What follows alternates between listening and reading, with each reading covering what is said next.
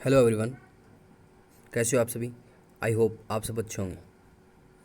आज की इस वीडियो में हम बात करने वाले हैं आर्टिकल 115 से आगे की। और इससे पहले एक वीडियो डाला हुआ है, उसमें हमने बात की थी आर्टिकल 1 से लेकर 114 तक की। तो दोस्तों, वीडियो को ज़्यादा से ज़्यादा शेयर कीजिए और चैनल को सब्सक्राइब कीजिए। ओके डियर, तो चलिए शुरू करते हैं। भारतीय संविधान का अनुच्छेद 115, जिसके अंदर अनुपूरक, अतिरिक्त या अधिक अनुदान का उल्लेख किया गया है। आर्टिकल 116 में लेखानुदान, प्रत्यानुदान, अपवादानुदान आदि का उल्लेख किया गया है। आर्टिकल 117 में वित्त विधेयकों के बारे में विशेष उपबंध दिए गए हैं।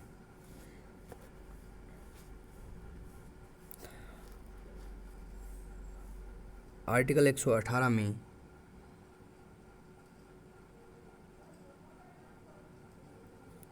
विधायी प्रक्रिया के नियमों का वर्णन किया गया है। आर्टिकल 119 में संसद में वित्तीय कार्य संबंधी प्रक्रिया का विधि द्वारा विनियमन का उल्लेख किया गया है।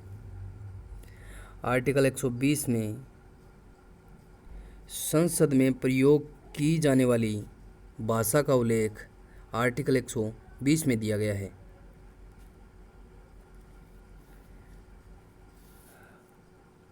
अनुच्छेद 121 में संसद में चर्चा पर निर्बंधन का उल्लेख किया गया है। अनुच्छेद 122 में न्यायालयों द्वारा संसद की कार्यवाहियों की जांच न किया जाना, यानी कि न्यायालय द्वारा किसी भी प्रकार से संसद की कार्यवाहियों की जांच नहीं की जाएगी। यह भारतीय संविधान के अनुच्छेद 122 में दिया हुआ है। अनुच्छेद 123 में संसद के विश्रांति काल में अध्यादेश जारी करने की राष्ट्रपति की शक्ति का उल्लेख किया गया है।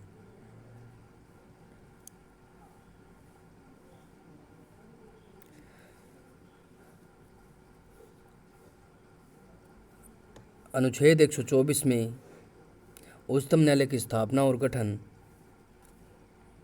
का उल्लेख किया गया है। आर्टिकल 124 के राष्ट्रीय न्यायिक नियुक्ति आयोग, आर्टिकल 124 के विधि बनाने की संसद की शक्ति का उल्लेख किया गया है। भारतीय संविधान के अनुच्छेद 125 में न्यायाधीशों के वेतन आदि का उल्लेख किया गया है। अनुच्छेद 126 में कार्यकारी मुख्य न्यायमूर्ति यानी न्यायाधीश की नियुक्ति का उल्लेख किया गया है।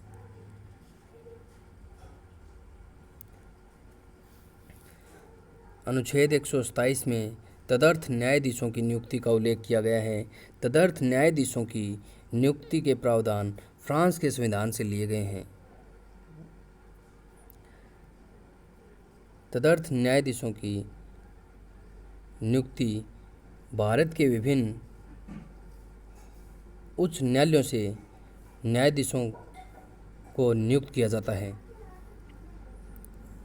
आर्टिकल 128 में उच्चतम न्यायालय की बैठकों में रिटायर्ड यानी सेवानिवृत्त न्यायाधीशों की उपस्थिति का उल्लेख दिया गया है। अनुच्छेद 129 में उच्चतम न्यायालय एक अभिलेख न्यायालय होता है। अनुच्छेद 129 के अंतर्गत उच्चतम न्यायालय का अभिलेख न्यायालय होना, इस बात का उल्लेख किया गया है। अनुच्छेद 130 में उच्चतम न्यायालय का स्थान निर्धारित किया गया है, जो कि वर्तमान में नई दिल्ली में स्थित है, और इसके अलावा अभी तक 2 बार हैदराबाद और श्रीनगर में भी कार्रवाई की जा चुकी है। अनुच्छेद 131 में उच्चतम न्यायालय की आरंभिक अधिकारिता का उल्लेख किया गया है। अनुच्छेद 131 क में केंद्रीय विधियों की संवैधानिक वैधता से संबंधित प्रश्नों के बारे में उल्लेख दिया हुआ है। आर्टिकल 132 में कुछ मामलों में उच्च न्यायालयों से अपीलों में उच्चतम न्यायालय की अपीलीय अधिकारिता का उल्लेख आर्टिकल 132 में दिया हुआ है। भारतीय संविधान के अनुच्छेद 133 में उच्च न्यायालयों से सिविल विषयों से संबंधित अपीलों में उच्चतम न्यायालय की अपीलीय अधिकारिता का उल्लेख किया गया है। अनुच्छेद 134 में दांडिक विषयों में उच्चतम न्यायालय की अपीलीय अधिकारिता का उल्लेख किया गया है।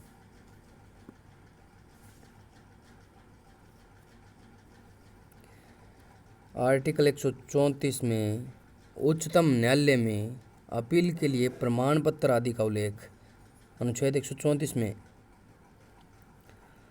आर्टिकल 135 में विद्यमान विधि के अधीन फेडरल न्यायालय की अधिकारिता और शक्तियों का उच्चतम न्यायालय द्वारा प्रयोक्तव्य होना आदि का उल्लेख आर्टिकल 135 में दिया हुआ है। अनुच्छेद 136 में अपील के लिए उच्चतम न्यायालय की विशेष इजाज़त होना।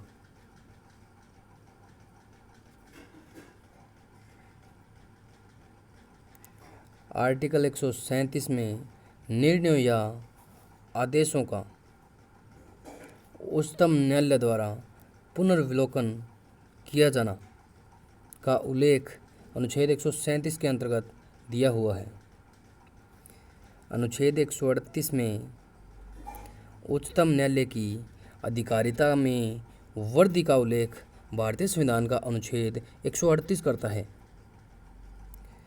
अनुच्छेद 139 कुछ रिट निकालने की शक्तियों का उच्चतम न्यायालय को प्रदत्त किया जाना अनुच्छेद 139 करता है।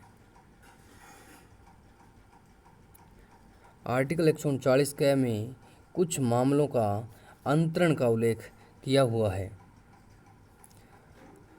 भारतीय संविधान के अनुच्छेद 140 में उच्चतम न्यायालय की आनुषंगिक शक्तियों का उल्लेख दिया हुआ है। आर्टिकल 141 में उच्चतम न्यायालय द्वारा घोषित विधि का सभी न्यायालयों पर आबद्धकार होना का उल्लेख अनुच्छेद 141 में दिया हुआ है।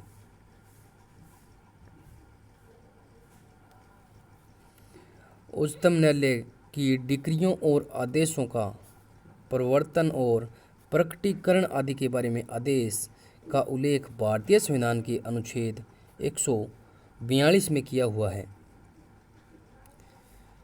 आर्टिकल 143 में उच्चतम न्यायालय से परामर्श करने की राष्ट्रपति की शक्ति का उल्लेख किया है। अनुच्छेद 144 में सिविल और न्यायिक प्राधिकारियों द्वारा उच्चतम न्यायालय की सहायता में कार्य किया जाना का उल्लेख अनुच्छेद 144 में दिया हुआ है।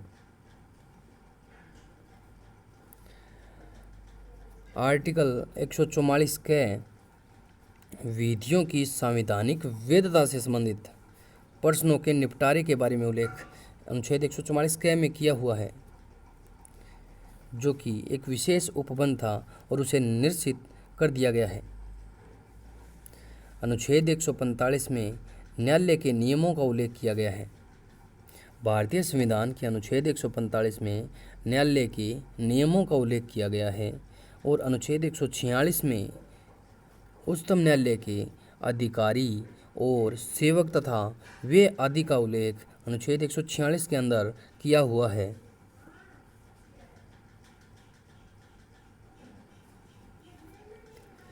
अनुच्छेद 147 में निर्वाचन का उल्लेख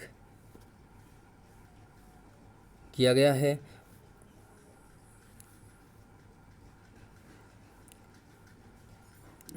आर्टिकल 148 में भारत का नियंत्रक और महालेखा परीक्षक का उल्लेख अनुच्छेद 148 में किया गया है।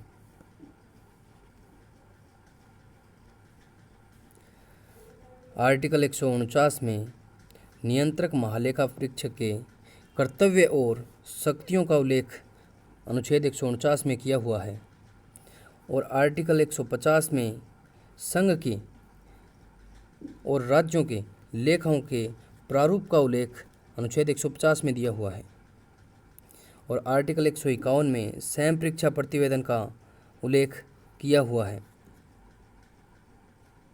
ओके डियर, तो वीडियो आपको कैसा लगा लाइक कमेंट कर जरूर बताना और चैनल को सब्सक्राइब करना, वीडियो को ज़्यादा से ज़्यादा शेयर करना।